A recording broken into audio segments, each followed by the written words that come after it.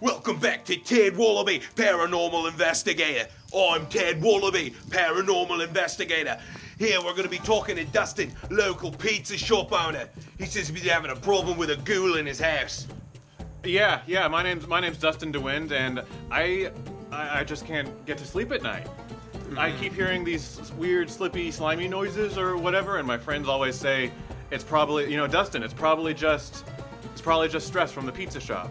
But I honestly, I know it's a ghost. I watch your program all the time, and I'm a huge fan. And we really love the fans on the show, Dustin. We really do. We appreciate that. Thank you much. Yeah, and I just knew you'd be the one to help me, though. So all right, absolutely. Does it sound like it's localized in a certain area? Any items it's asphyxiated to? Well, it's definitely, obviously it's my bedroom, but I always hear the ghost hanging out in the bathroom over there, you know? All right, mate. Let's check it out. Come with us, mate. Oh. All right. After talking to Dustin, I'm pretty sure what he's dealing with here is a Class 7 ghoul. Now, Class 7s can be potentially deadly, unless you know how to handle them. And luckily, I'm Ted Wallaby. All right, we've arrived at the spectral ground zero. This is Justin's room. We've gone and cleared out all the furniture to prepare for the seance. Now let's talk with Dustin. Dustin? Right. Well, this is where all the pizza magic happens when I'm laying in my bed over there. But it's also when I always hear the noises at night. Right, naturally. And you said that these noises were coming from your closet, right, mate? Oh, no, the bathroom. Right. All right, before we get started with the seance, I'm going to explain the tools of the trade for you beginners. All right, we're going to get those spiritual juices flowing with one of these ancient Indonesian divining tapestries. Then we're going to use my spirit box to communicate with the spirit and try to channel it into this world. We're going to be using this communicator, this spirit drum, and this framed photograph of the ancient English city of Angkor Wat to bring the spirit into this world and complete the seance. Now, let's get started. Devin, you ready? Yes. All right, let's do this. All right, everyone knows to have a seance, you need to have candles. I'm going to have Steven be my assistant today. Dustin. And he's going to light all of these candles, and I'm going to get the spirit box set up. Let's get this thing calibrated.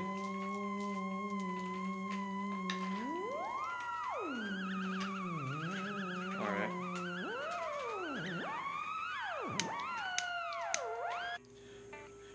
Ted had me moving a lot of stuff around, like even from the beginning, like, cameras and studio equipment, not even to mention setting up all the candles. Honestly, it was about the point where he had me lighting the candles that I started to feel like maybe this wasn't so much a learning experience as just he was kind of lazy. This was definitely one of my favorite seances. I thought the lighting in the room was perfect, and the spiritual energy was flowing like wine. Alright, let's go ahead and get this seance started. First, we need to make sure the spectral planes are in line. I believe the seance can start.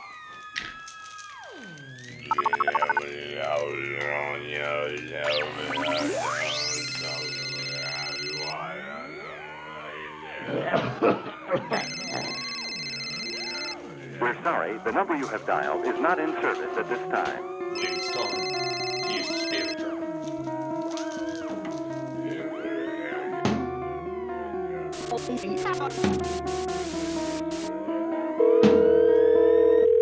Hello? Do you feel that, Anderson? Well, I think we have a spirit in the room. Seems like it's coming from the bathroom. Well, Ted said the seance went great, so that's awesome, but I honestly don't remember too much of it. Ted told me afterwards, though, that's a good seance, is one that you can't remember that well, so I guess it worked out. Crikey! It's the spirit! I'm gonna call it the spiritual didgeridoo. Oh my god! When that ghoul bust out of the bathroom door, I had to remind myself to keep a level head. Luckily, I'm Ted Wallaby, Paranormal Investigator, and there's no situation too tense for Ted Wallaby.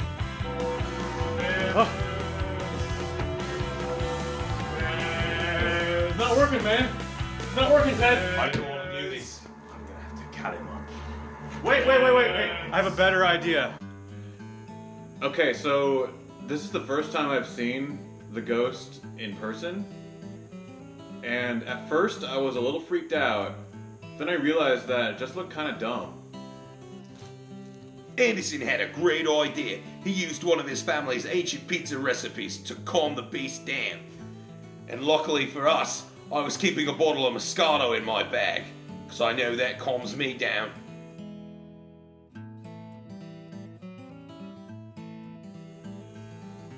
So that's when I had the idea to whip out one of my family's classic spirit pizzas. Luckily I just baked one that morning. I do most mornings. And you know, it seemed to work out. It's great. This is a recipe that's been passed down in my family for generations that was known in the ancient Native American tribes for soothing the local spirits. Alright, now that we've calmed down with some Moscato and some cosmic pizza, we're going to find out just what this spirit wants. Alright, spirit. Who are you? Spirit. In life he was a sailor, but he died at sea. How did you die, spirit? Spirit. His shoelaces were untied. He tripped and he fell off the ship and drowned. Well, how do we send you back, spirit? Spirit. If we could teach him to tie his shoes, he'll leave. Well, then let's do it. Get him out of my hair.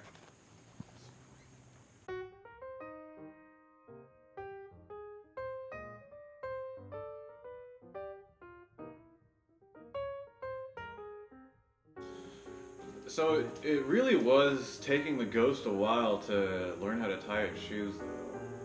Honestly, like, how did he even manage before he died, though, is what I want to know. Did he have other people tie his shoes? And why weren't his shoes tied on that day, then? It's just too many questions, honestly.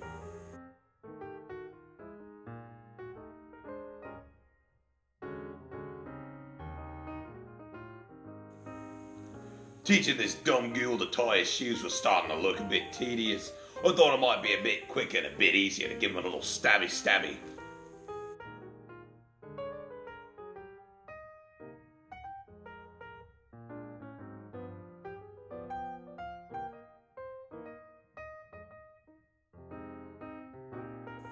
So this was it.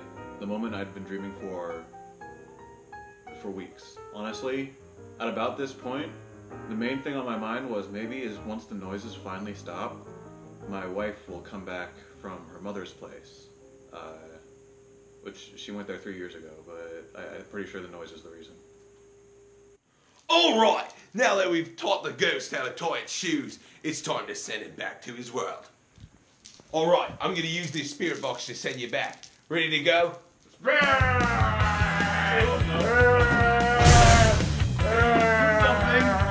something! He's irreparably damaged the box! I didn't want to have to do this. Quick, Jimmy, get the bell!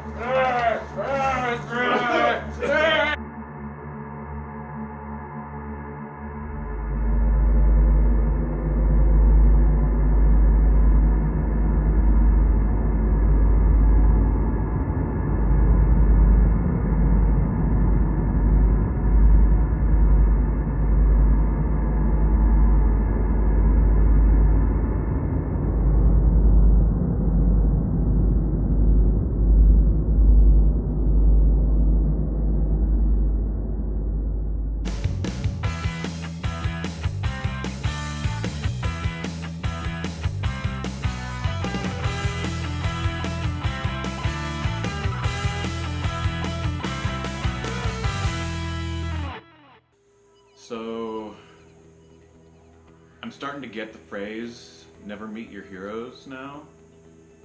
You know, you always hear it, but I feel like it takes an experience like this to really hammer something like that in. And frankly, you know, I'm glad and I'm thankful that the spirit's gone, but I never want to see Ted Wallaby ever again. I'm glad we found a way to get that ghoul out of Jose's house. Pretty sure we built a lasting friendship here. But that's it for today. I'm Ted Wallaby, Paranormal Investigator, and this has been another episode of Ted Wallaby, Paranormal Investigator.